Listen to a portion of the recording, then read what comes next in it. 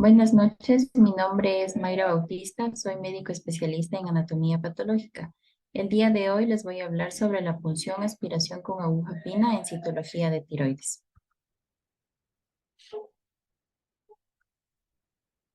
La PAF tiroidea fue introducida en 1930 por Martin y Ellis, quienes utilizaron una técnica de aspiración con aguja de calibre 18. Esta es una técnica mínimamente invasiva para la obtención de muestras citológicas de nódulos tiroides. Este procedimiento se realiza en búsqueda de malignidad para así poder clasificar a los pacientes para una posible cirugía tiroidea.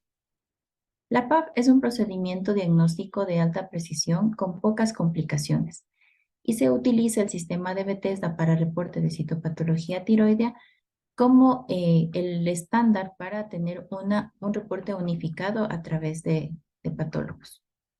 Se puede realizar este procedimiento usando una guía ecodirigida o hay personas que también lo usan solo con la palpación.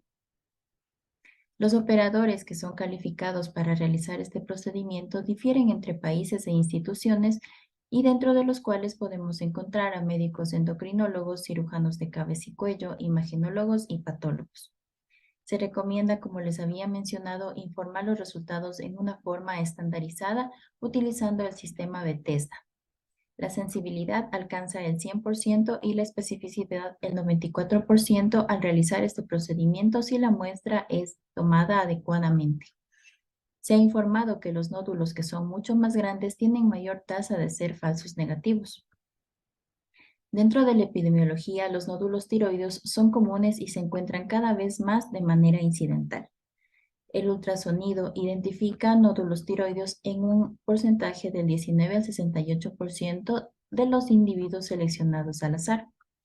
Se encuentra también más comúnmente nódulos tiroides en mujeres y en personas ancianas. La mayoría de los nódulos tiroides pueden ser benignos.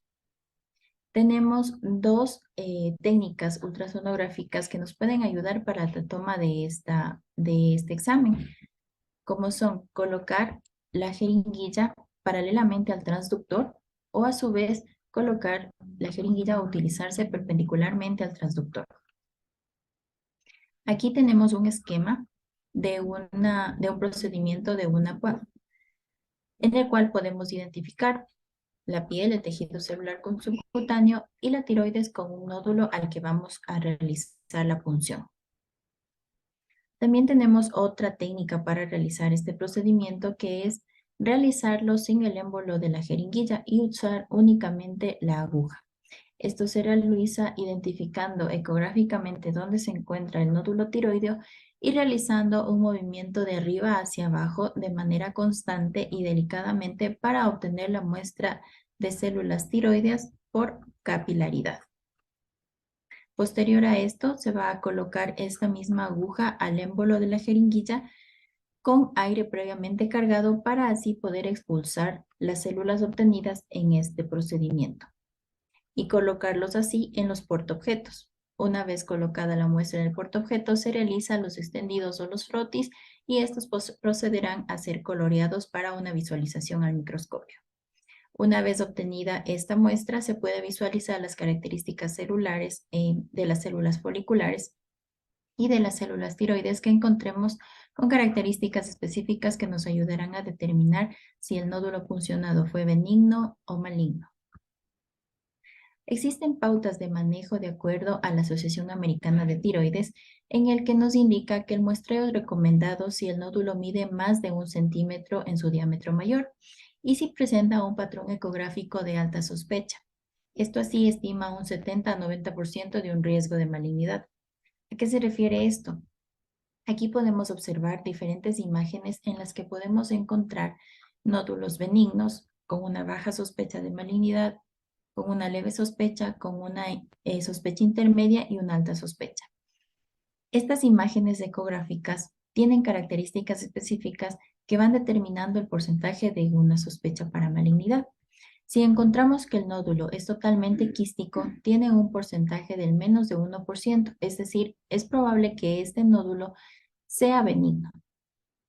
Si tenemos una baja sospecha, es decir, de un 3%, es porque podemos encontrar características imagenológicas o ecográficas como por ejemplo si son nódulos espongiformes, si están parcialmente quísticos, si tienen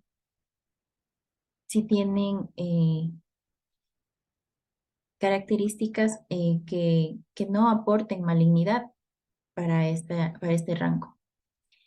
Si tenemos una baja sospecha de un 5 a un 10%, podemos encontrar características como nódulos hipoicoides, como que son también totalmente sólidos, y también se determina de acuerdo a los márgenes de estos nódulos, es decir, si son regulares o irregulares. Tenemos una sospecha intermedia, es decir, de un 10 a un 20% cuando son nódulos sólidos que muestran una hipogenicidad y también presentan márgenes, ya sean estos regulares o irregulares. Y una alta sospecha si ecográficamente encontramos calcificaciones, es decir, microcalcificaciones dentro del nódulo, si tenemos márgenes irregulares, si el nódulo es más alto que ancho, entre otras características. Todas estas características ecográficas nos dan un puntaje y nos dan un valor para poderlo identificar de acuerdo al TIRRAS.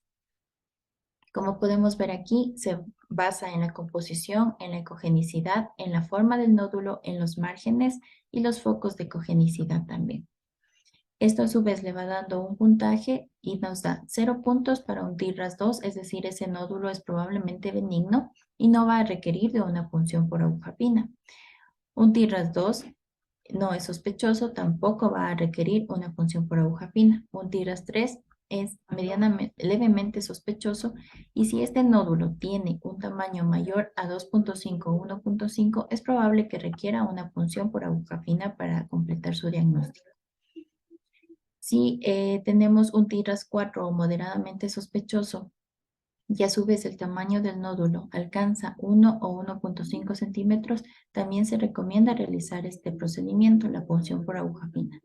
Y si tenemos un TIRRAS altamente sospechoso, es decir, un TIRRAS 5 y el nódulo es igual o mayor a 1 centímetro o incluso hasta 0.5 centímetros, pero con características ecográficas de sospecha de malignidad, se debe realizar este procedimiento por punción por aguja fina.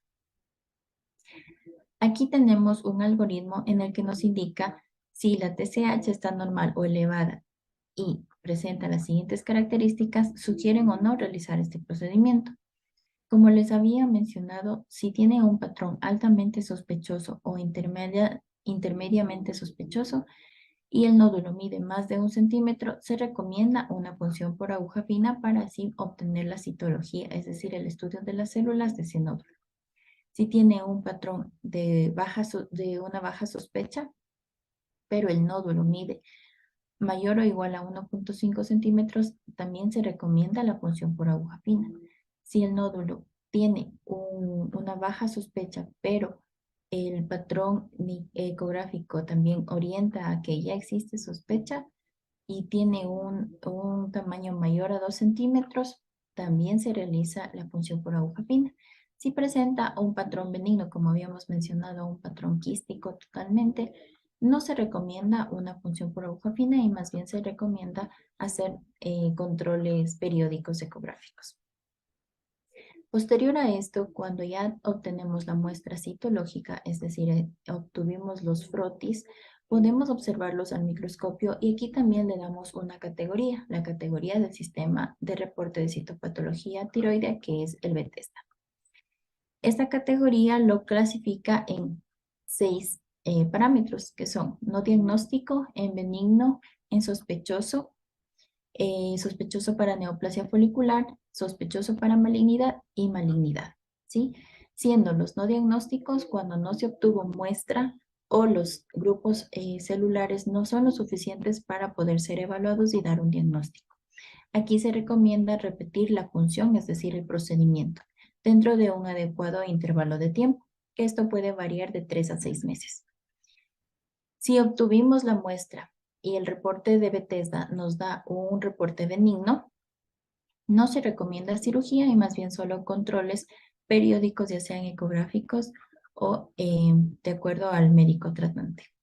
Si tenemos un reporte de Bethesda de una atipia de significado incierto, También se recomienda realizar una nueva punción después de un intervalo adecuado de tiempo.